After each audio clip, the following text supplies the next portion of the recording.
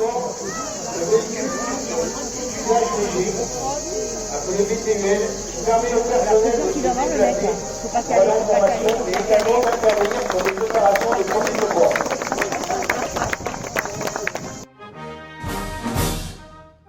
Le véhicule d'usage de type camionnette, il est équipé de matériel divers qui permet aux sapeurs-pompiers d'intervenir sur tout type d'intervention diverses, telles que l'innovation, les accompagnements, les ascenseurs pédaux, armé de 3 sapeurs-pompiers, il est commandé par un chef de véhicule d'équipe.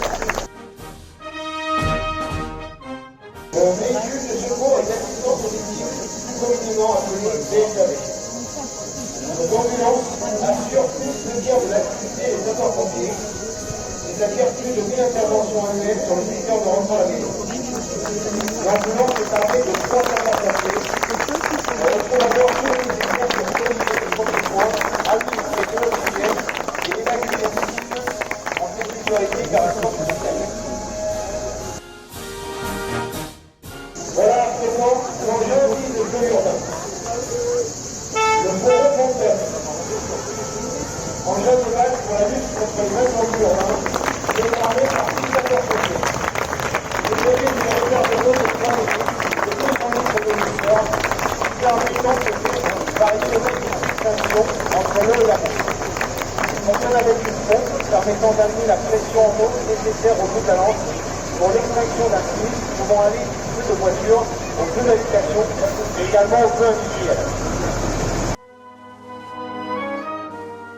Le camion citerne peut pour les moyens 4 millions. Vous voyez un des 2 engins merci du centre de sport.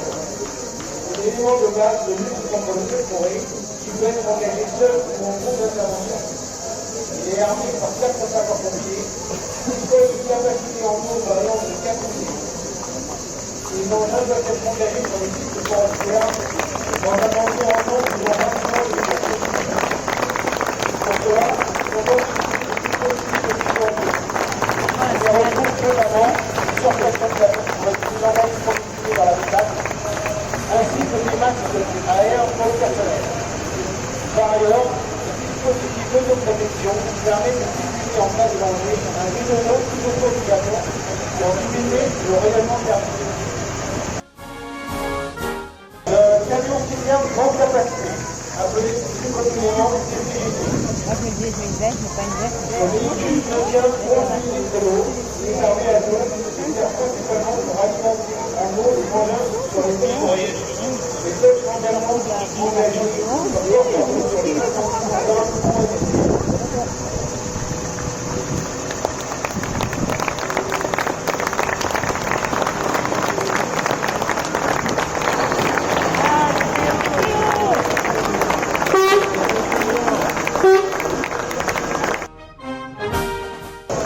ont été devant vous le véhicule porte-cellule équipé de la cellule commandement. La cellule commandement est un outil permettant à la chaîne de commandement d'organiser et de gérer les interventions des défenseurs. Également transporter la cellule de la départ, la cellule de la bombarde de l'eau, de la méthode pour permettre aux hélicoptères de faire le trajet lors des feux de forêt.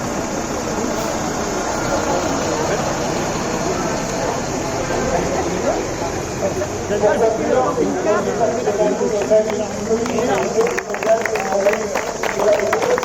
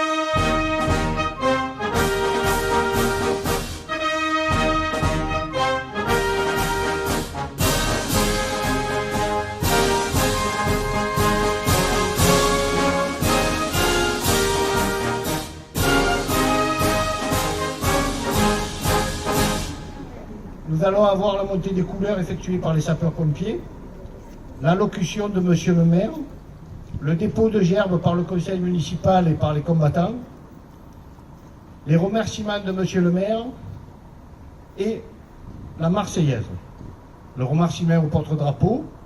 Puis nous nous déplacerons, mais pas en groupe avec la route bloquée, pour un apéritif offert par la municipalité sur la place de la Liberté, c'est-à-dire devant la mairie. Merci de votre attention.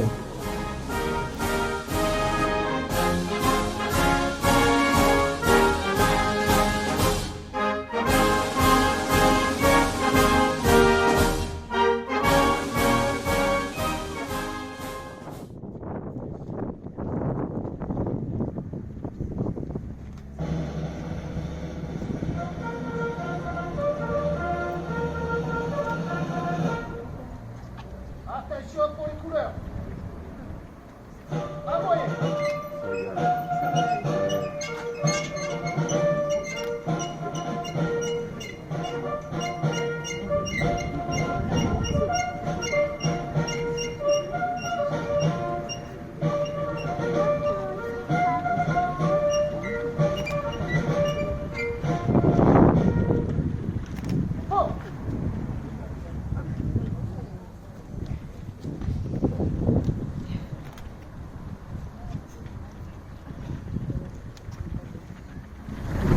Monsieur le Président de l'Association des anciens combattants et victimes de guerre, Monsieur le Président du Souvenir français, Monsieur le Président de l'appel du 18 juin, Monsieur le Président des anciens des forces françaises en Allemagne et en Autriche, Monsieur le Président de l'Association républicaine des anciens combattants, Messieurs les porte-drapeaux,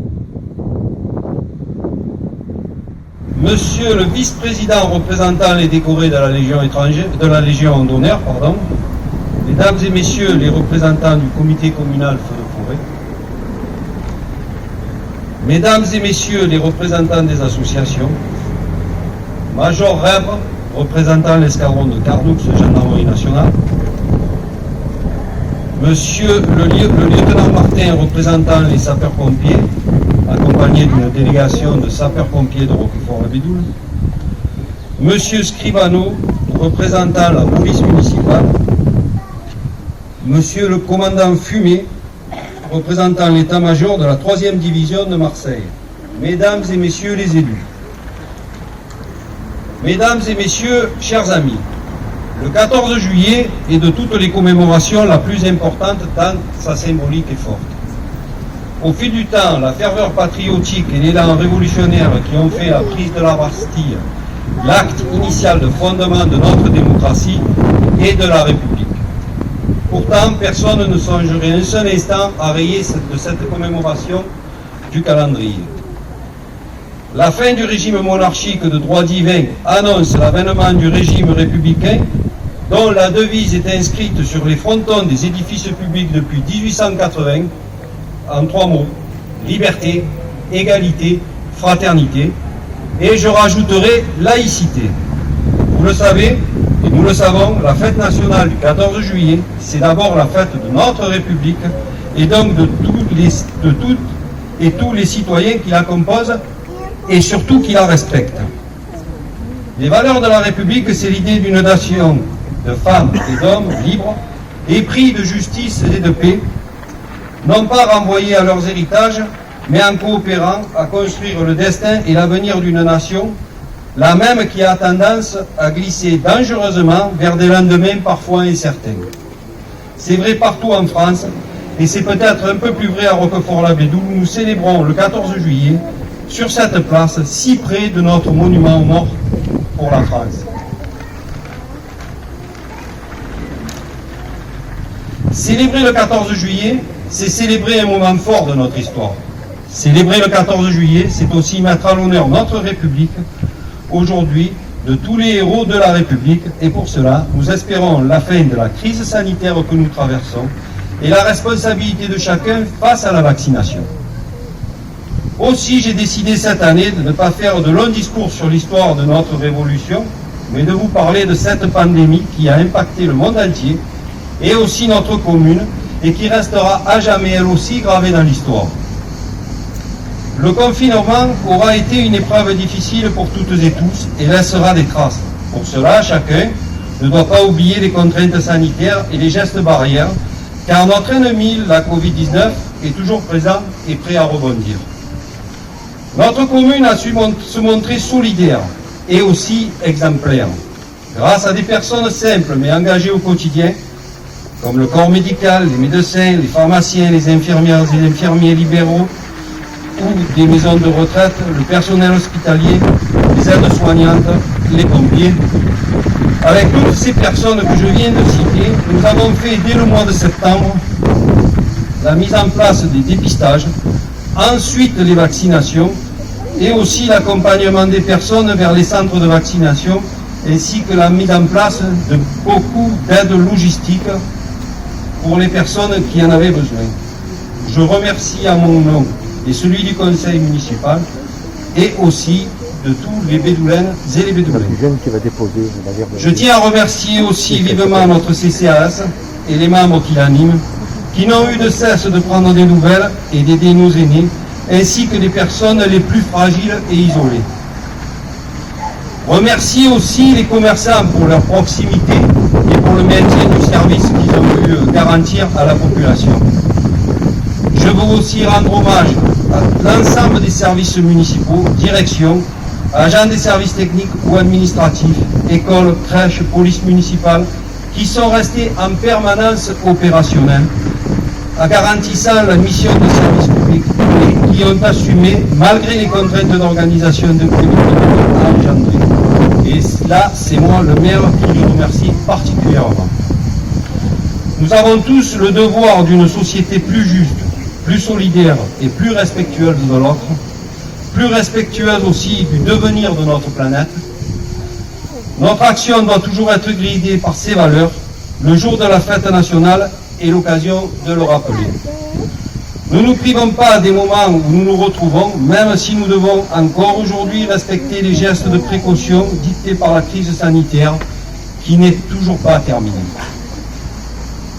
Malgré le feu d'artifice qui a été annulé, parce que le 14 juillet c'est décidément une période ventilée, donc on en est désolé. Je vous souhaite à toutes et tous un beau 14 juillet, animé et chaleureux. Vive la République et vive la France.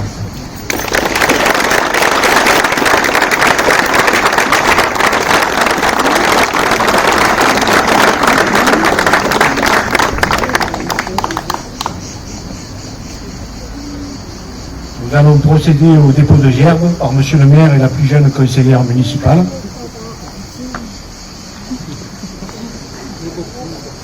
Et la deuxième gerbe au nom de la RAC.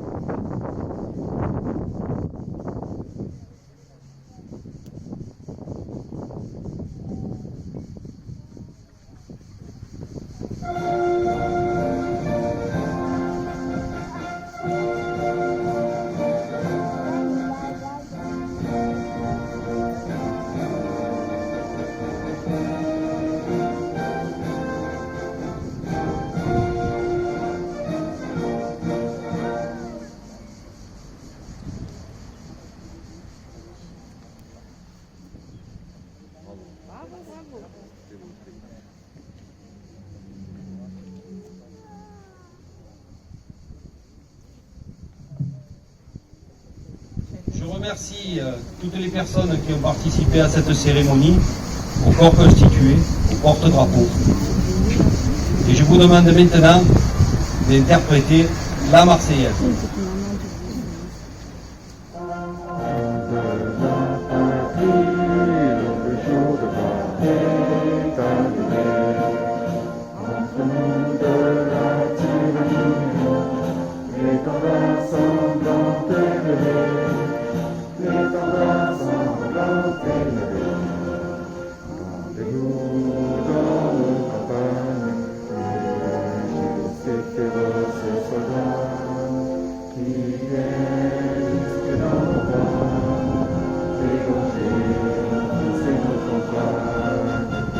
Aux